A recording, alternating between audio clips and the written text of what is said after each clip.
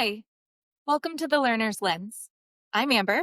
I'm Jillian. We are Wildly Inclusive Learning Collective. We reimagine education from the ground up. Join us today as we talk about what it takes to open a microschool. Things to think about while you're exploring opening your own program, and the nitty-gritty you may or may not have thought about. So, Jillian, I've had several conversations recently in different parts of the country where the person I'm talking to says, I've really been thinking about starting my own school. I see a gap in X area. You started a school. How did you do it? And my face goes a little blank because it's such a big question. So I thought you were going to be, your face goes blank because of all the stress. it is stressful, but it also goes blank that I don't know how to easily answer how we did and continue to do it. It's a continual, we've been open for about, Don't. just, it is a lot of work. So we have been doing this for almost 18 months. Hmm. And in some ways, I think people are very impressed with what we've accomplished in 18 months. I think to you and I, we still see so far to go where we feel comfortable. So Right. I think that's also what complicates the question for me is they use a past tense. They say, you opened a school. How did you do it? And in my head, I have the constant lists of things that we still haven't done or Yeah. would like to do. But I thought this podcast would be a great kind of primer of 101, so to speak, to answer the what to think about. You want to start a school, maybe you've thought about it for years. It's a big question. It's a Yeah. big undertaking And to I start a think school. even for us, when we started, it just continued to snowball and snowball and snowball. And what I want to start out by saying is that I think the entire summer, we started in April of 2024. And from May 1st until we opened in September, um, we didn't sleep. No. We would literally have conversations to be like, okay, now this is the last text of the night. It's like midnight. Everybody go to sleep. And we have the, I think, privilege. I think we succeeded in opening a second year. Yeah. We were able to revisit some of the things we had set up for the first year. And the motto for the first year was done is better than perfect. Yep. And the motto for the second year was make it good enough for year 3.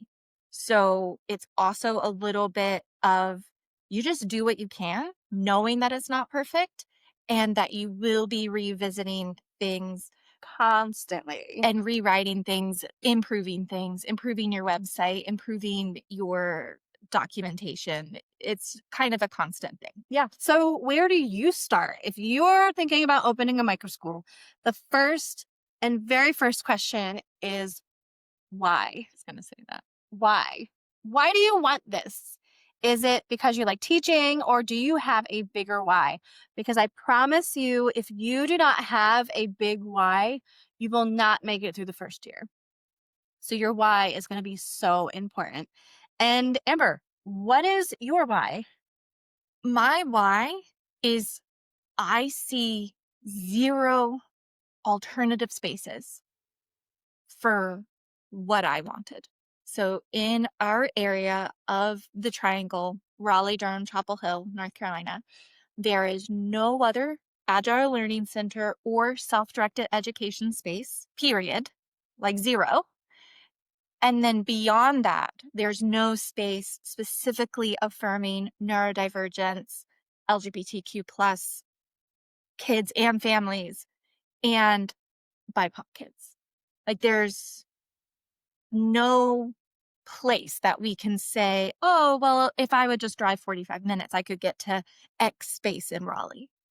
There That's just nothing. was not what we needed. So that's kind of like the top. I would say my why is there. My oldest just can't go to public school. They need more support than any school can give them, but they want to be part of something. So my why, my personal why is, what about those kids? My kid. There's nothing. She can't go to school, she can't go to programs, and we've tried. We've tried out everything. We even visited public school. And it just didn't happen. And I knew what I wanted was something like we made. So that is my deep why. Is there anything else that you want to share about your deeper why? Um, so for me, being a queer parent and my child having two moms and seeing the political landscape in North Carolina the last really since 2016, it's gone downhill. Um, and then seeing we are having more and more restrictions. The Don't Say Gay bill that passed for public schools took into effect August 2024, which was months after we started this idea. So I saw what we're seeing now. I saw the before of I know where this is going, and this is going to more and more restrictions and rules and regulations that support bigotry and hateful actions. And so my why is having a safe space for queer kids and families. So it is so important to write down and connect to your why. And it is important to know that going into business with someone is hard, Doing it by yourself is also hard. is even harder. So But we were not close friends before this. We have become chosen family now. But making sure that the other person you're working with, if there is another person, has the same why or a why that is a lateral why. So that's a good point. you have to make sure that the person you're working with is as dedicated to the program that you're going to be opening as you are. Because as we've seen, everybody wants to get involved when it's easy. And 98% of those people fall off when it's hard. And we've been through some really hard things. And depending on the families you're supporting, what we learned the hard way in 18 months is because our target mission is to support already marginalized people. Mhm. The parents of these kids are so tired. Yeah. So we are not getting the volunteer support that we expected. They love our mission, but the people that this speaks to, the parents of the kids that our program speaks to, they are maxed out. They don't have capacity to help. And that was one thing we didn't see We coming. didn't. So that was a huge undertaking of knowing that, wow, we are watching all these families be maxed out and we have nobody to help us. So now it's on us. So if you are going to start a micro school, one, know that prepare for the worst, as in it's all on you. And you're the one that's taking part and you have to get it done. And is that okay with you? Because you can say no. It's okay. And if you get really clear on your why, do your research to make sure someone is not already doing it. Yes. Because it's always easier to help somebody who's established something, or even if they're an hour away but are kind of close, they may be willing to help you start a magnet location. Yep. Which is something that we offer as well. A franchise model, Kind of it. like a nonprofit franchise. So if you have found a model that really speaks to you, but you just don't want to drive 40 minutes a day, reach out to them. Mhm. You may, once you listen to this podcast, realize 40-minute drive is not that far. Or you may see other ways to combine forces instead of starting from the ground up. Yeah. And Um, the next part of that is, who do you want to serve? yes. So our population is the marginalized populations that typically don't do well in public or sometimes private schools. A lot of times private schools. Yep. And that is neurodivergent, LGBTQ plus, and BIPOC or learners. And then we have the family aspect where we also are supporting their families and we're supporting them not only in our program, but we're supporting them throughout the community. And that is one of the differences that we made very quickly.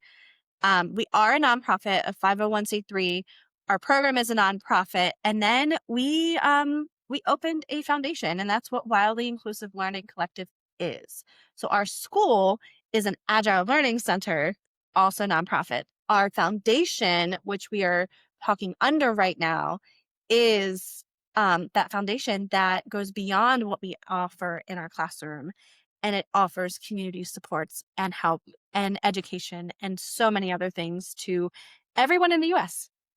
And this is also playing to our strengths. So, a little background, I have been an advocate in the community for years.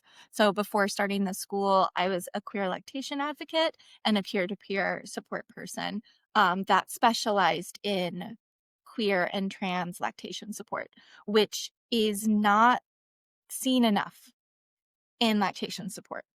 So I already have a bent towards community care. And I think that's why it was a natural for you and I to start a foundation because we realize, yes, we can help the 30 or 40 families that are in our current program, but what about the rest? Yeah, And what about impact that goes beyond those families? Not everyone who does a microschool does something crazy, like we also do. start a nonprofit foundation and At also the same time. do a giant fundraising event, which we will hit on because no matter the size of your micro school, you will need to fundraise. And that is probably the hardest for a lot of people. You can be really passionate about your program, you can be really passionate about the kids there. But when it comes to selling your mission and asking strangers to support it, To give you money. it can get tricky. And again, that's why the why is so, so important and knowing specifically who you're serving. Yes. So you get those really clear and you make sure no one's already doing it. Yep. So, why? Who are you serving?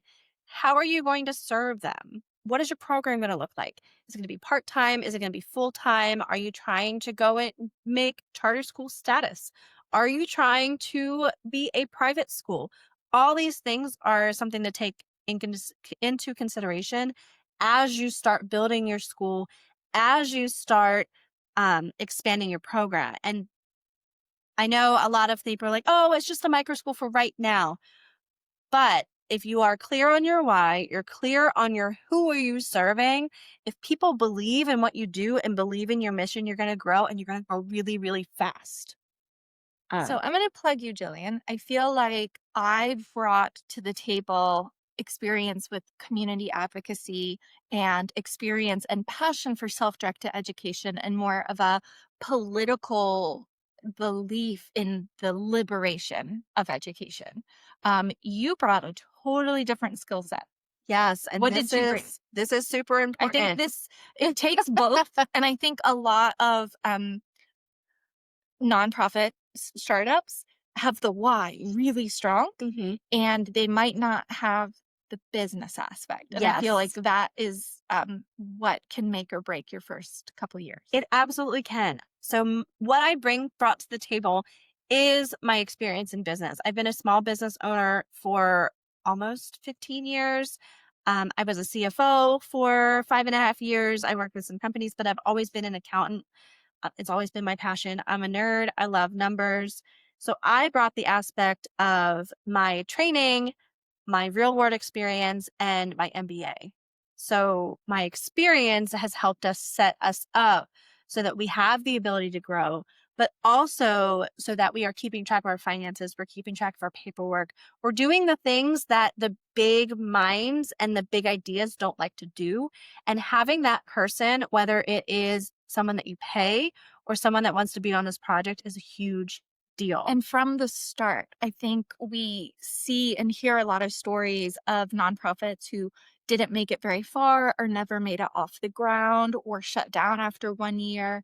And I think a lot of times it comes back to they call it a nonprofit, but what you have reminded me over and over in the last year and a half is it's a nonprofit, but it's a business. Right. And this is how you run a business. Correct. And in your experience, even business people may lack the accounting.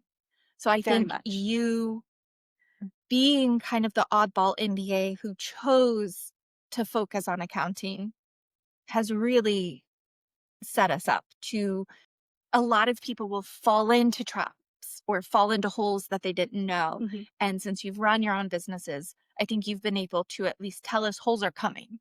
So we aren't playing catch up. I mean, sometimes Yeah. we are working till midnight. Like, oh, that form is due. But what I mean by that is we're not making very expensive mistakes Yes. that can bankrupt a brand new. Yep. It's typical for a business or a nonprofit or a micro school to go out of business within the first 3 years. Now we're in year number 2.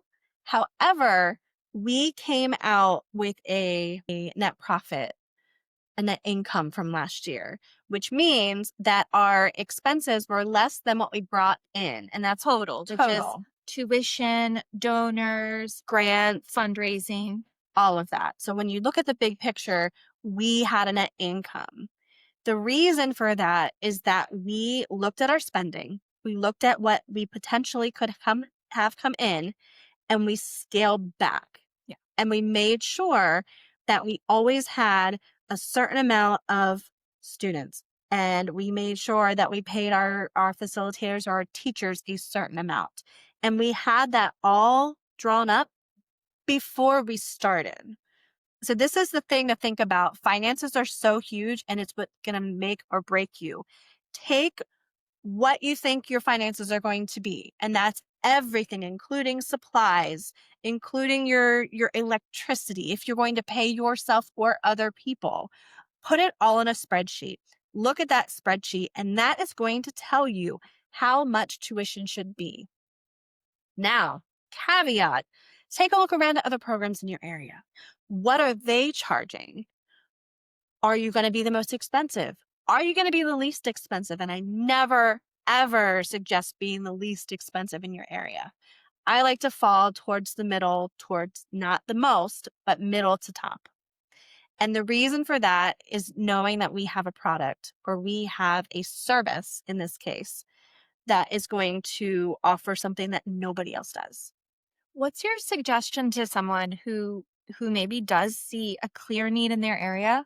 They have a lot of passion, a lot of energy, they have the why, but they are intimidated by finances and maybe they don't have a co-founder like I did that was confident with accounting and finances. So find yourself an accountant, and there are bookkeepers out there. You can get with, find yourself an accounting firm that offers bookkeeping, offers taxes, offers all the things, and just get on a great relationship with them, knowing how much they charge, but also run your numbers by them.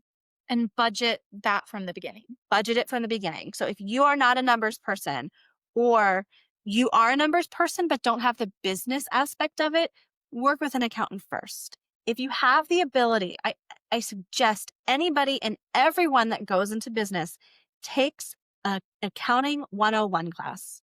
And at minimum, that's going to teach you how to read your financial statements. And if you can read your financial statements, you can make educated decisions on everything that's happening in your program. There are so many people that I've worked with because I do small business coaching as well that have no idea what they're looking at when they look at a financial statement. And I this is, didn't in the yeah. beginning. I've learned. And I would say I've had a great teacher and cheerleader along the way. And then a year in, when I start on my own repeating some of the things I've learned, like when we are having to adjust our staffing hours for enrollment, and I say things like, well, it's the overall cost. Let's look at the bottom line, all this stuff. And then I'm like, wait, what did I just say? I didn't even start with that. And that's one thing too that I would say is almost a prereq is a curiosity and willingness to learn Yes. and make mistakes, Yes. And you're going to make a lot, no matter even with all the caveats. So all the things. you have a why, you have who you're serving, you find someone who does accounting and business, or you go ahead and budget for that, knowing that you're going to need help. The next huge thing, which holds a lot of us up for a long time, is location. Oh, man. It's not only location within the town or which town or what part of town, but it's specifically finding a space. It's a kind of a nightmare. It is. So what do you look for? When you're starting out, Some people maybe have some situations where they're inheriting resources from a nonprofit. Um, we basically started out with nothing. And so you're funding this. You're funding this until you have tuition or other fundraising avenues. Yep. And you don't know if it's going to succeed. So you can't go just rent the most expensive commercial place that you can find. You don't have money. Right. It all comes back to finances. Knowing the program that was before us that actually gave us their nonprofit that we took over through the board, they never made a profit. They never paid their expenses like they paid them, but they were always in the hole every single month. Most of it was because of the location. The location was so expensive. Like, I saw it in my eyes buds, and I was like, how many people did you have in your program? What were you charging? Why? Whose decision was that? But you have to take this. If you didn't get any kids, any learners, anybody in whatever program you're starting, can you Yes. pay for that rent Because you're going to where you sign are right a now? contract for the rental agreement before you ever open the doors to the public. Yeah. So it's probably one of the scariest first milestones to opening a micro school. Some people are lucky enough to have a lot of land and they just start a forest school on their property. Yeah. But many people do not have the resources for that. And they're looking for a centralized location that's outside their home that they're renting. Yep. And it's very hard to find one, the right size space that's not too small or too big, the right rent, which in 2025 is very Crazy. difficult to find affordable rent. And three, and this is a big one, what is that space permitted for? Yes. What do I mean by that?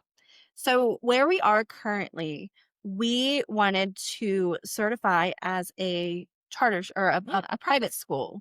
We found out that this building that we're in is only has a specific permit that can make groups accessible. So, we could only have our group here, which is a homeschool group, Yeah.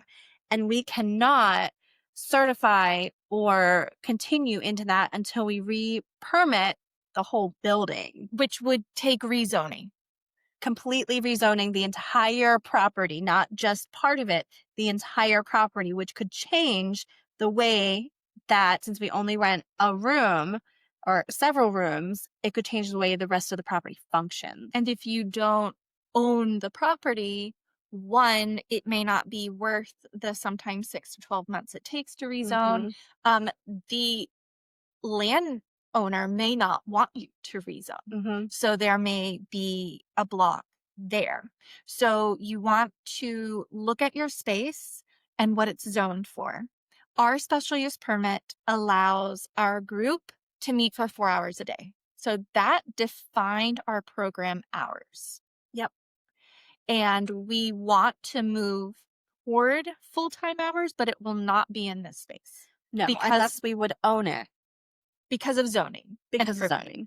Now, there is a reason why a lot of micro schools actually start by renting free space in churches. Or even paid space in churches. Well, not pay, I mean, they pay for the space, Yes. but it's maybe the church's basement or extra rooms. For us as a secular space that specifically was supporting queer families, that was a hard no for me. I couldn't I couldn't ask families even though our program would be completely unaffiliated with the space, I couldn't do that. But there's a lot of micro schools that do that because one, you're renting part of the space. Mm-hmm. Two, it's zoned the same as a school. Yes. So you could technically take your program and make it a full-time program where we cannot do that here or in a lot of the places we looked at running. Yeah. So we are a little bit in this holding pattern now with our space that there is a need and a request for us to expand and to offer more hours per day. However, we have to be in the financial space and we have to find the right place. You can't just buy a house in a neighborhood No. because no neighborhood is going to okay that rezoning. So you've got to find a more rural space. Or actually, what I would be willing to do before renting from a church, I would buy a church, I thought about that too. because churches are hard to sell, Yep. they're cheaper, and they're already zoned. Yep. And this would only be it again, not that we were renting from the church. It would be this church is disbanded. We're trying to sell this real estate. Yeah. So really what you're looking at, one, just making sure you're zoned properly for what you are signing up for, but also when you're in a space, you don't want a space that we already said you don't want a space that's too big. You want to max out your current space before you move to the next. You want a wait list before You you want move a up. wait list. You want to make sure that you have the need in your program to fulfill a bigger space. Like where we are, we rent one room that's our room, and we have a shared space for like an auditorium and a kitchen and outside spaces, and we have our own outside space.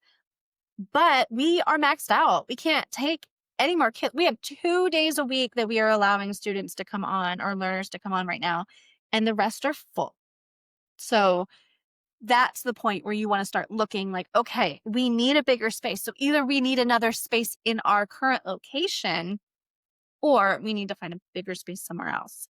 And the part of what we want to offer in our program, and this comes back to our why, is financial aid. And part of the financial aid that we cannot accept right now is called the Opportunity Scholarships for low income families. And that is something that you can only accept as a charter school or private school.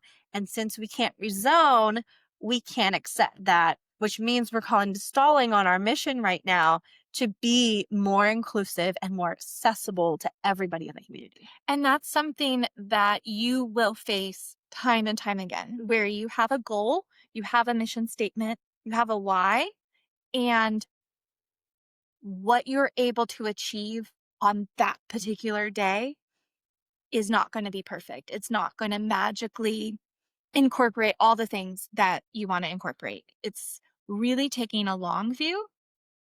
So let's talk about some of the things that we did just good enough. Yes. And good enough. And then after 12 months, revisit and we improve. So you found your space, Found your space, you know that there's people who are going to sign up for your program. website, marketing, and social media. It is such a time suck. But we will tell you, if you are looking for a really good website, Wix has a really good website. That's who we use. Squarespace has a really good website. If you are a techie, you could probably use WordPress, but as a non-techie person, Wix has been amazing. I have all my websites through them. And This these are is not a plug. free. Yeah, we pay for it.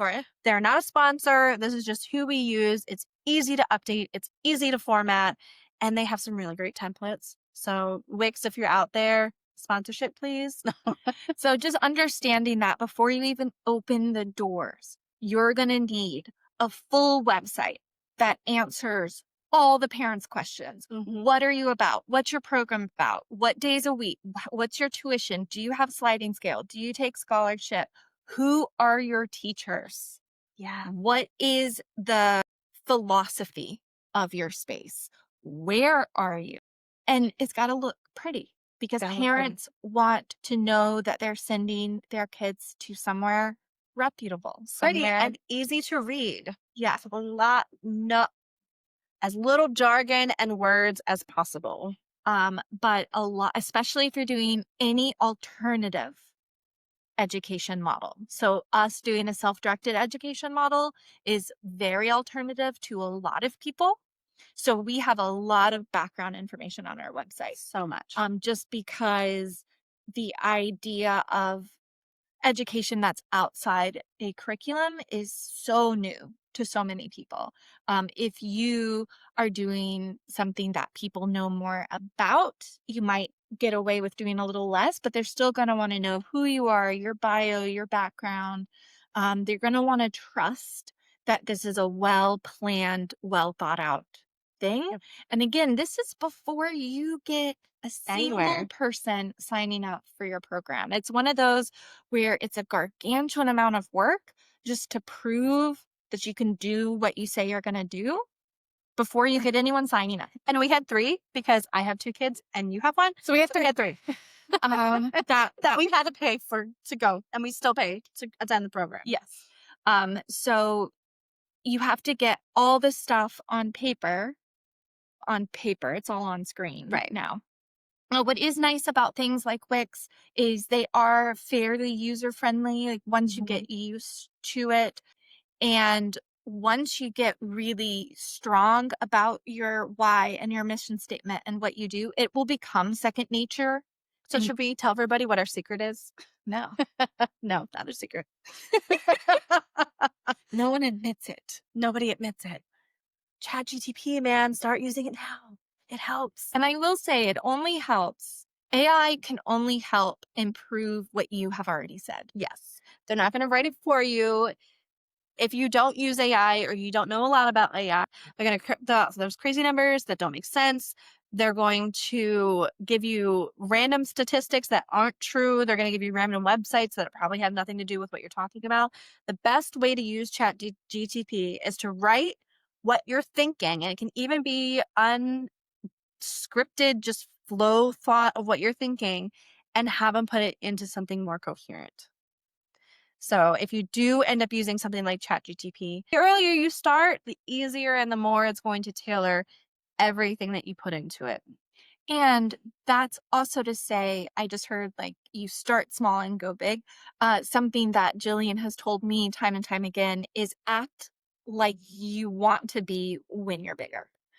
You Mhm. don't want to get into certain habits, patterns, um, cutting corners around things because, well, we're not that big yet. You want to act like you're going to get big. And I think that leads to the next thing that a lot of nonprofit people don't really want to think about, but is super important, which is writing down policies. So it can Policies. feel really almost silly to think about policies when you're just starting out. Like, what if you are the founder and you are going to be the teacher and you only have one person you're hiring? It might seem really silly, odd, Yeah. but you wanna think about, and maybe in that case, you can have a little bit of time, but if you're really doing anything, No, you don't you have want it time. all written down. And there are templates out there that will give you very basic language to start with, and then you can tailor it for your specific business needs. But policies can cover everything from the standard discrimination policies to very particular, how do you wanna handle data in your organization? How do you want to handle privacy? How do you want to handle communication? How do you want to handle non-payment? How do you want to handle late fees? All these things have to be written down in a policy. Your policies are going to continue to evolve and they're going to continue to get bigger because after the first year, you're going to be like, oh no, that needs a policy. Oh no, didn't think of that. That needs a policy. Didn't think I need to say that. But we do, And now we need a policy. because we have learned, especially if there's any conflict, disagreement, high emotion, it is so much easier to point to this policy that you have already technically shared. Like when we bring on families, we include all of our policies that pertain to families in the very beginning, but we know no one reads. No, So it's like bad and nobody reads anything at all. Like, but at the all. same time, it is so much easier to later point a family to, say, our technology use policy than to say, well, we said blah, blah, blah. Like, you don't want to make it a personal thing. You Mhm. want to make it, hey, this official thing that all of us have to. That you signed for in the beginning. So that thing that you signed that is now in this folder that you can access all the time, we're going to send you the link to that. And I think you should read over this policy. Yeah. So that is not only important with front of house things like you're interacting with families, but back of house things, Mhm. especially when you start hiring more people and your organization grows. It's everything. How you interact with each other. What happens if you close? It's so much and it is so important. Um, a little related to policy is, what is your status as an organization? Yeah, are you a nonprofit? Are you a for-profit? Are you an LLC? If you are doing not doing a nonprofit, I highly recommend at least starting out as an LLC, which is a limited liability company, instead of a sole proprietorship. A sole proprietorship, you can get a DBA, but it technically it's attached to your social security number, or even if you get an EIN, it's also attached to So your social that security sounds like number. more personal risk. It is all the personal risk. So a limited liability company, which is more expensive, there's at least $200 every year that you have to pay to keep it active. A limited liability company takes a lot of the risk where they can't come after your personal assets. So no matter if you think your program's going to be amazing, if you think all parents are going to be amazing, CYA, do the limited liability company, write the policies, even get with a lawyer. It is great. There are lawyers out there who do not charge a retainer, but charge you for work actually done. And that's one that we found who works with nonprofits who Nonprofits was and did Microschool. amazing. And they charge you for the work that you ask them to do. So Yep. if you say, can you review these policies? They will charge just for the time it took for them to review it. Can you set up, well, that wouldn't be a lawyer, but it could be, They can. they, And the lawyer could set up the, they can set up the LLC for you. A business lawyer, a CPA can also do it for you. I was thinking the accountant. Yeah, a CPA would be great because then if you have that connection with the CPA, they can also help you set up the initial financials. A plug for nonprofits. If you are a nonprofit or want to open a nonprofit, checking out TechSoup. So it's TechSoup. That's TechSoup.com. This is where they offer a lot of discounted things for nonprofits. They discount QuickBooks if you want to use QuickBooks. They discount desktops, laptops, all that hardware. They discounted our Wix website. I think it was like a 60 or 70% off our Wix website, and they're expensive. So all of this is available to you if you are already a nonprofit. And if you once you get your nonprofit status, you can go and sign up for TechSoup and get all these really great discounts. So some things to think about within the first months of your program. Sometimes, and I tell people now that I know this exists, to ask around in your community on social media, on Facebook. There are certain nonprofits that if their bylaws state if you ever close, to hand down the nonprofit status to another like-minded Board, basically. board, instead of just dismantling the nonprofit, because it can take $2,000 to $3,000 and usually at least a year. It can, depending on how 6 good you months to are a on year. paperwork. So depending on how good your paperwork is and your paperwork skills, it can take quite a while But to get nonprofits nonprofit can be status. expensive and it can take time. So sometimes it's a little bit like at the beginning when we said, check your area, make sure no one's doing what you're doing. If you are really passionate about an idea or program, see who else in your area is passionate and who they know. And it might be something like what happened to us, is that people knew what we wanted to do. They got us connected with a nonprofit that had a self-directed education space that closed during the pandemic, and they were finally ready to completely close down. But in their bylaws of their nonprofit, it stipulated, if possible, hand down the nonprofit. Mhm. So we were able to inherit the status Mhm. and then rewrite everything. Yeah. And we did technical change. It's called articles of restatement. We restated, like, we're basically a brand new business. So we went from one and then restated it to what our ideas were. So that's also another thing to think about, is it can be very daunting to have all the stuff we've just said to start thinking about. And then, oh, there's all these pluses of being a 501c3. And that might be incredibly intimidating. You want to have a lot of conversation. We would have never inherited the 501c3 had we not talked to everyone we know, Yeah. about what we were doing, what we wanted to do, who wanted to help. So that we ended up getting connected to the right person at the right time. Yep. So that's the other thing, is just same with permitting. You got to read everything.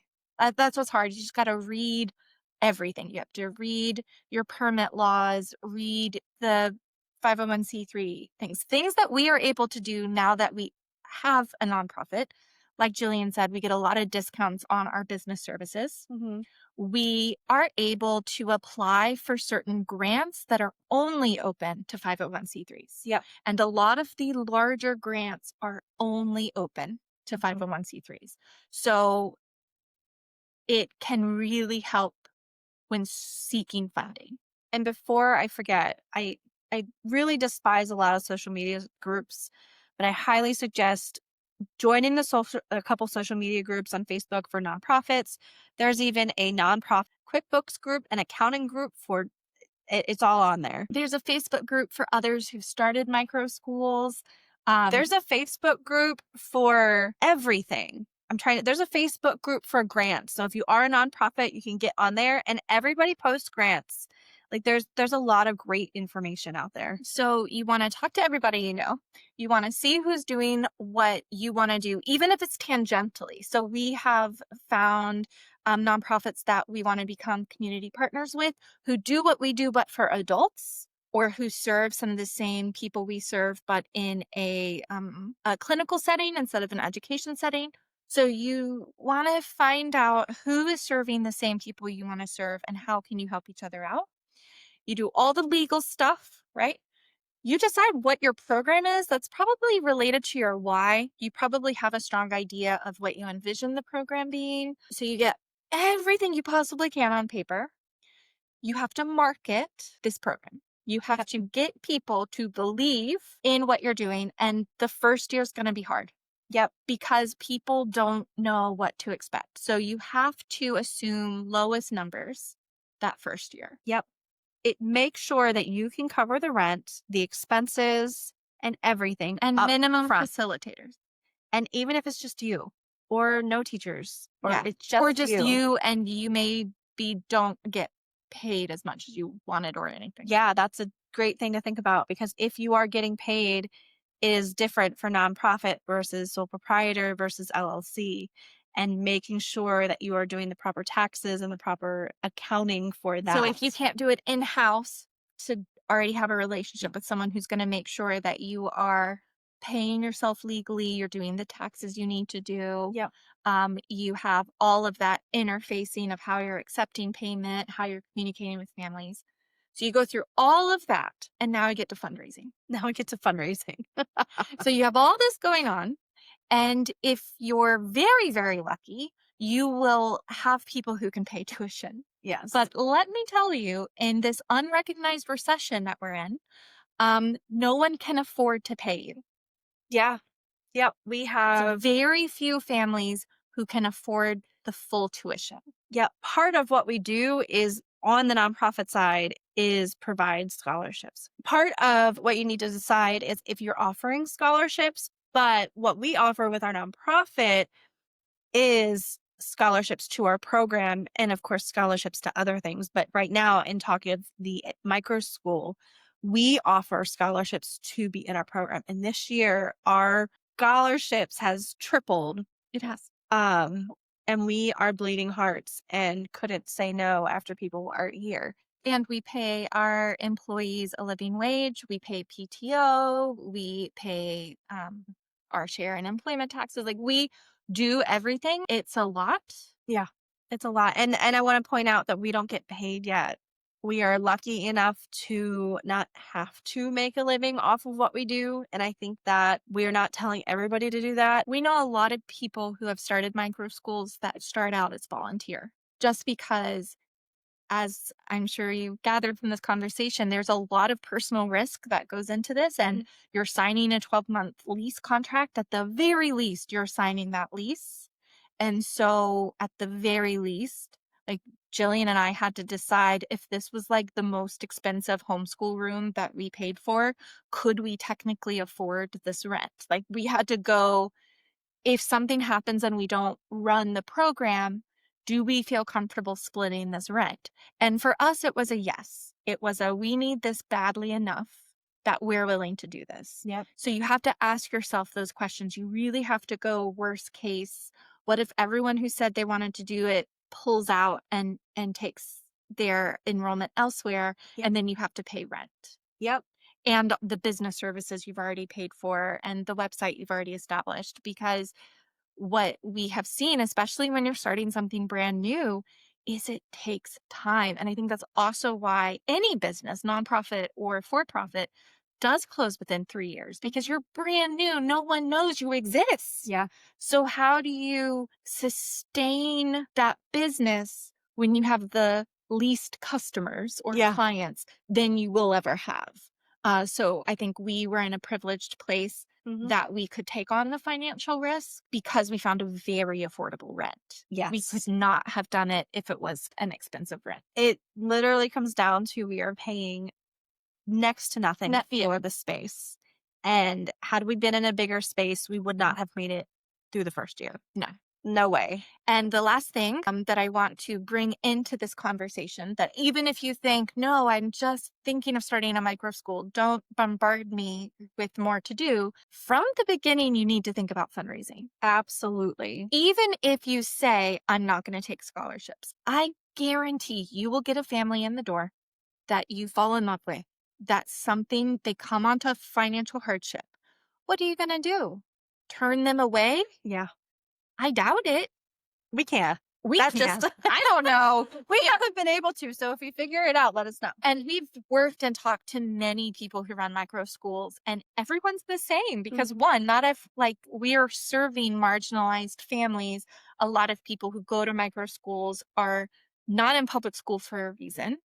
We're like a last resort and in a good way is what we found out. But parents, a lot of them don't want to homeschool their kids and a lot of them want them to be in public school and it just doesn't work. And so they do not have the income for a private school. Mhm. So we just end up being really creative and flexible with as many families as possible. That doesn't mean we don't turn people away. It does mean that once you're in our program, we're not going to turn you away. You want to think about fundraising. Even if you have tuition that covers your bare minimum, what about when your rent goes up? What about eventually paying yourself? What about Extra fees that you didn't think about, insurance. your tax bill comes up? There's a lot of extras that you don't realize are extras until you get hit with them. Already having, whether it's watching fundraising YouTube videos, there are people putting out high quality, very good information on running nonprofits, on fundraising for those nonprofits, on how to staff a board for free on YouTube. Mhm. There are so many amazing people that you can learn from. Ooh, another good plug if you are a nonprofit, you have the ability to get Google Workspace for free. You just apply for it. It took us about 6 months. So sometimes It it was takes a rough while. because I didn't do it right a couple times. But if you get approved for Google Workspace, that means a personal Google email address, which ours is at And we're wildlyinclusive.com. able, I think we have 100. We have 100 emails that we can put out, which takes us to the next level that we need to go to. which other typical email services, like I've worked with other nonprofits, Yeah. and it's about $5 a year for the Yeah. email. So if you end up having 40 volunteers who want their own emails, Right. That's a lot of money. so that's why one, using all of the resources out there, Yes. and two, fundraising. Fundraising. And this is a great time to plug our fundraising event. And we always get this question: how does the Durham German market fall into our micro school? Well, it doesn't. It was a good idea. Last year, we knew we had to fundraise and we knew we had to do something. And we started out with this idea that we would have this little tiny vendor show with some At the vans space that we rent at in our the parking school. lot with like 30 vendors. We're thinking few hundred people come, we sell some brats, we raise a few $1,000s. That's kind of what we were thinking. It blew up. It went viral on Facebook. We ended up having to upgrade to a local park. We ended up having over 90 vendors, 5 food trucks, a live band. It was the most ridiculous experience that I've ever had. Thousands of people showed up. Thousands. So many people showed up. So we're in And year two. two people ran this fundraising event. We're doing it again. Yep.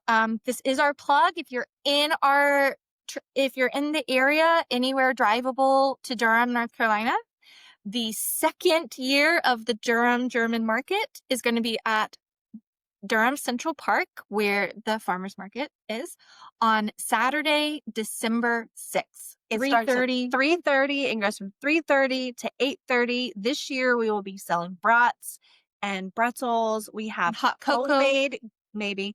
We have homemade, maybe. We have authentic homemade blue vine that we make at the location. We'll have merchandise. It's going to And this be year, a local pottery maker who's been selling at the farmers market for 25 years. A lot of us know her just as Sarah. She is making our glue vine mugs for Yep. this year with a stamp that we designed. Yep. So we took some feedback from people who knew what a German holiday market was, who had some ways to make it better. It is going to be better, and we're really excited. It's already just a couple months away. Yeah, we're like 2 months out. And last year we just tried to survive. We made it through and needed like a whole recovery month. But a bit of that done is better than perfect. Yep. In the weeks preceding it, there were things we wanted to do, like sell brats, that we had to cross off because of limited capacity, because we didn't start planning this event until August. Yeah. I think it was July. It was an idea, It was an idea. Yeah. but No, we it didn't was- we didn't make it public until August. Yes. And all that is to say, you're going to need some good fundraising and come up with good ideas. Some fundraising event, There's so much fundraising out there. campaign. Feel free to steal our ideas. We looked at bingo is apparently Yes. a really good fundraising event. So good. Different drives, whether it's a walkathon, a ride-a-thon, something like that, that gets community support, especially if you really pull in your why. If you have enough interest and support and help, you can also do Like a silent auction. Yeah, So if you have a lot of community support and you can get donations from the community, I've run silent auctions for other nonprofits. Things that sell really well are like if you have a vacation rental that you can donate literally a week of the vacation rental. Some of those bigger ticket items, we have gotten gym memberships for a year, like small businesses that support your nonprofit. I have raised a fair amount of money. And this is for other organizations. For other that you- organizations. We have not done a silent auction because the Durham German market is such a big undertaking and really doesn't hit our total fundraising goal No. for the year, but is a really huge chunk. Yeah. So it is our public facing fundraising. What is our other side? The grants. Oh, yeah. So we do fundraising, that's the public fundraising, and then we apply for grants every single week. So every week we are applying for at least one grant, if not more. We got really, really lucky in before we started, and we got the Vela micro grant. So if you're starting a micro school, we have so many plugs. I hope you're taking notes. If you're starting a micro school, check out Vela. We'll put a link down below. VELA, velanetwork.com. And they are a large nonprofit themselves that supports alternative education micro schools. And they have micro grants for startups. So it's specifically for you may be in this place. You have this idea, you have the financial write-ups, you have all of it, but you need some startup money. You need to be able to purchase materials for your class. Their micro grants are $10,000. And so we got it covered the scholarships, basically. It covered scholarships and also some other expenses. Just scholarship. We gave away about $14,000 in scholarships last year. Yeah, we did in our very first year because we can't say no. But that is a really amazing resource. We apply for it this summer before we opened, and they decide in the summer, and we got the grant money in September, right when we needed it. And that's their cycle, is you do the spring or summer before they let you know end of summer, and then your funds hit in September. And that really kind of saved our butts big time. the first year. We were lucky enough, what Jillian mentioned, that our overall was a net profit. So we were able to go into year 2 with the cushion, we did not have year one. Not at all. Simple things like when are people paying tuition versus when you pay um, your employee. Facilitators, yeah. So, like in the beginning, that simple exchange of money, the timing was off. And if we hadn't had the Vela grant, you and I would have had to fill in the Yep. gap simply on timing. So, you have to think about that too. How much do you have in reserve? And how much flexibility do you have on when money goes out versus when it comes in? So, I just want to recap. It's a lot to think about. And I think we should end on a really good note. It sounds like we're telling you not to do it. Some days I think we're crazy, and we've been told a lot of times that we're kind of crazy for doing this. This wasn't out there before we started. And we continue to see it not being out there. Like, it's not like we're doing this and suddenly other places are popping No. up. We're getting two of our learners directly left public school because they were not safe in their career identity at public school in 2025. Yeah. And that was this year. Yeah. And last year we had students leave public and private who We're just not didn't being know accommodated. they weren't getting accommodated, and they were small accommodations, and that the one was asked to leave, the other decided to leave, and then they're just not getting what they need education wise. It is nuts. And people are going to come from all over, and we get to hear the stories of, well, they made them go outside. My sensory sensitive kid who can't tolerate more than one layer would have meltdowns because they would get too cold, because they would be forced to go out. We have a you don't have to go out if you don't want to policy. Yeah. Now, some kids love being outside. On the flip side, we have some big body movers who love to be outside. We don't limit outside time. No. So there are things, it doesn't even feel like an accommodation to us because those accommodations are our starting line. They're not an afterthought. Right. So I think every time I see a family tour or join us for the first time and I see their eyes open big and I see them see or tell us directly, I didn't think a place like this existed.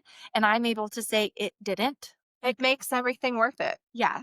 So it is a lot of work. And I think that's what I I would have still done it even if someone had told me it's a lot of work. I would have too. I'm not going to lie. I'm not gonna lie, I would have. But I feel like it's a little bit it's the same about becoming a parent for the first time. No one tells you how hard it's gonna be. Yeah. And sometimes you wonder, is it not as hard for them? And sometimes that might be the case, but I think more often the case is they just survived it and Don't want to think about they it. don't want to think about it, or they don't want to turn you off, or they think that they were the only ones who experienced that hardship. So something we like to tell a lot of people is that the mistakes we made, like we kind of got this a little bit of the summer off, but not really because we did a lot of community outreach. We did a lot of tabling events. Our staff got 10 weeks off, but we didn't. We did not take We 10 got weeks barely a week, if that. off. And then we were still working 12-hour days 3 weeks before we started because we had decided to make the policies better, make the handbooks better. Like we just dove Yep. in and they were really long days and we were pretty burnt out by the time we started school. But I will say year 2 is feeling better. So much better. Not autopilot by any means, but so much better. We have more trusted staff. We've been able to promote certain staff members. You're able to not be on campus as much. I'm able to drop my kid off more often. We're not having to be here constantly. We're actually able to drop our children off, one of yours and mine, and you're able to be with your higher support needs kiddo. So at the end of the day, again, we're going to go full circle to remembering that why on those 12-hour days, on the first time you have to have a hard conversation with a family, or The first time that you don't know if you're going to make rent. yeah, you want to stick by your why, because then when you see families join, you see them tear up sometimes when they feel heard, when you see the kids really sinking into their time here and getting more comfortable. And if you can make it to year 2 and then make it to year 3, it gets easier. So, should you open a microschool? Maybe. Maybe. I would say talk to as many people as you can and get as many people on your, if not co-founding team, at least your cheerleading team, Yep. And I would say becoming business partners with someone is a very big decision. Huge. Jillian kind of joked that like you get married and you have a business partner. And I underestimated what she meant by that. And after 18 months, I can say it's accurate because both of your names are on the line. Both of your task lists are equally long, and you really have to be able to rely on each other. And I would say year 2, we've done a better job of splitting responsibilities Mhm. and trusting that the other person is taking care of their realm and they'll ask for help if they need it.